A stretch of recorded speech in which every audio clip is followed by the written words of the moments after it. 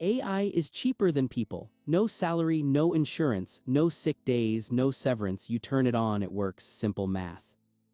So why isn't anyone bragging about the savings? Klarna replaced 700 agents with AI, celebrated it publicly. Less than a year later, quietly started rehiring humans. IBM cut thousands citing AI, then the same roles started reappearing under different titles. If AI is so cheap, where's the victory lap? This isn't about which one costs less, it's about when you pay and what the bill looks like when it arrives.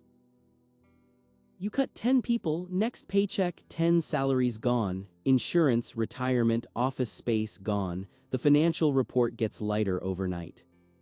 Block cut 4,000 jobs pointed to AI, stock jumped 20% in one day, the market didn't ask if the AI could do the work, it saw the cost drop and rewarded it immediately.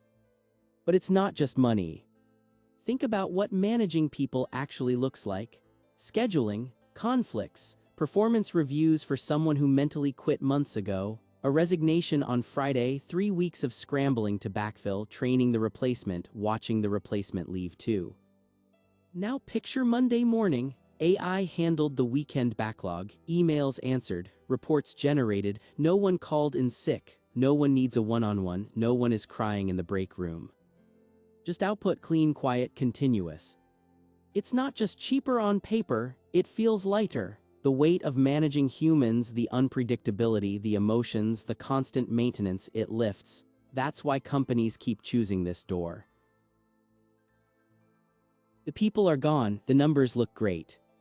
Then the bills start arriving, the ones nobody put in the spreadsheet. AI platform licensing per user per month, cloud infrastructure billed by usage, and usage never stays flat. A setup that cost $5,000 a month during the pilot quietly becomes $50,000 in production. Customization to make the AI actually understand your business. Consultants, engineers, 6 figures you didn't budget for. You open the quarterly report expecting savings. There's a new line item instead, AI-related costs. The number surprises everyone. But money isn't the worst part. The people who stayed now do their job plus babysit the AI. Every output needs a human check, because when AI gets it wrong with complete confidence. A refund policy that doesn't exist. A report with numbers that look right but aren't. A cheerful response to a furious customer that makes everything worse. One person doing the work of 2, no raise, no new title, the budget says the team is optimized. They burn out, they leave, and replacing them costs more than before because now you're hiring for the old role plus AI oversight. Smaller talent pool, higher salary. And here's what nobody talks about publicly. 55% of companies that made AI-driven layoffs say they regret it. A third of them have quietly rehired 25 to 50% of the roles they cut. But there's no press conference, because the AI announcement already did its job. The stock price went up. Saying we're hiring people back brings it down, so the rehiring happens through staffing agencies, through contract roles, through job postings with no company name attached. The official story is that AI transformation on track. The reality. A recruiter on the phone trying to find the same people they let go 4 months ago, except now those people want more money. A customer calls in. They've been overcharged twice, bounced between 3 departments, and the last thing they got was a chatbot telling them to check the FAQ. They're not yelling, they're quiet, that's worse. AI reads the ticket and sees billing dispute, negative sentiment. It generates a polite, accurate, completely useless response, because the script doesn't work on someone who's already decided to leave. A human reads the same ticket and sees a 4-year customer who's never complained before. They pick up the phone not because the manual says to, but because they know this one needs a voice. 30 minutes later, the customer stays. There's no metric for read the room and saved a relationship, but that's the work that holds a business together. When something breaks that isn't in any manual, a supplier falls through, a defect shows up in a new market, a regulation changes overnight, AI looks for a pattern it was trained on. If the pattern doesn't exist, it freezes or makes something up. A 10-year employee doesn't look for a pattern, They remember the last time something similar happened, adjust for what's different, and make a call. That judgment isn't in a database, it lives inside the person. And here's the irony: AI learns from data that people create. The training data, the edge case documentation, the institutional knowledge that makes a model smarter over time, all of it comes from experienced humans doing the work. Remove the people and you cut off the supply line that makes the AI better. Keeping people isn't just keeping cost on the books, it's keeping the thing that AI itself depends on to improve.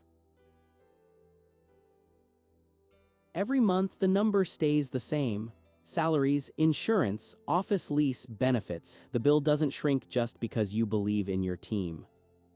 Meanwhile, your competitor announces AI transformation. Their cost line drops, their stock ticks up. Your investor calls and asks one question: why are you still paying for people to do what a machine can do? You say, we're investing in our workforce. The stock dips the next morning.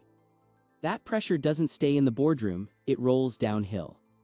Because keeping people doesn't mean hiring more, it usually means the opposite. The budget is locked, defending the headcount you have so new roles don't get approved. The work grows, the team doesn't. One person picks up half of another person's job, then a full person's job. We kept you starts to feel less like loyalty and more like a longer shift.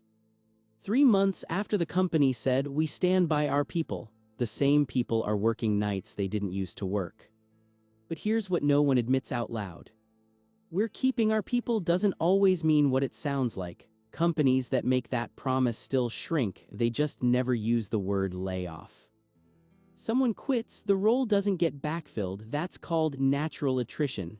Officially 0 layoffs, practically one less person and the same amount of work. 2 teams get merged into one, restructuring. The overlap roles get redeployed. Redeployed means moved to a position they didn't apply for and aren't trained in. Most of them leave within 6 months, voluntarily, which means no severance. A job title gets redefined. The person who's been doing client management for 5 years is now in a support role. Same pay, completely different work. They weren't fired, they were transitioned. They leave on their own, that was the point. The company's public statement stays clean: we don't do AI layoffs. The internal reality. Headcount drops quarter after quarter, and the word layoff never appears in a single document. Door A, you cut the cost now. The financial report looks better by next month, the stock price likes it, but 6 months later the hidden invoices start stacking. Licensing, infrastructure, rehiring through back channels, and the company never announces that part. Door B, you keep the cost running, investors get nervous, the team gets squeezed, but the knowledge stays, the judgment stays, the thing that actually holds operations together stays, except behind the scenes the headcount is shrinking anyway, just without the word layoff attached to it. Pick AI and the cost doesn't disappear, it changes shape. It moves from payroll to infrastructure, from salaries to licensing fees, from visible to buried. Pick people and the cost doesn't hold steady. It shifts from dollars to pressure on the team, on the budget, on the story the company tells versus what's actually happening inside. Either way you pay, the only difference is when the bill shows up, what it's called, and whether anyone sees it. This was never a question of which option is cheaper, it's a question of which payment plan you choose.